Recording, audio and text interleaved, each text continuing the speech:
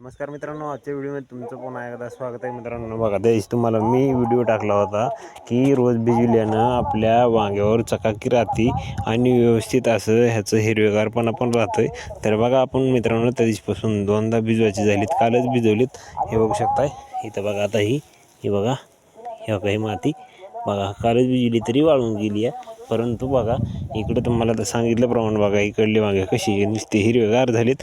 आणि आपण काय केलं, काल आपल्या सप्त्याला तुम्हाला व्हिडिओ काढून पण टाकला होता.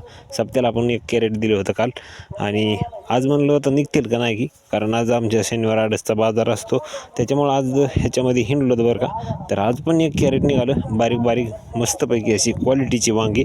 कारण ह्याचं एवढं झालं की मित्रांनो, आपण दोनदा भिजवले. त्या दिवशी आपण व्हिडिओ काढल्यापासून, आणि एका दिवसाआड करूनच भिजवले म्हणायचं. आता काल भिजवलं होतं बघा, इथं वाळून गेलं आहे सगळं.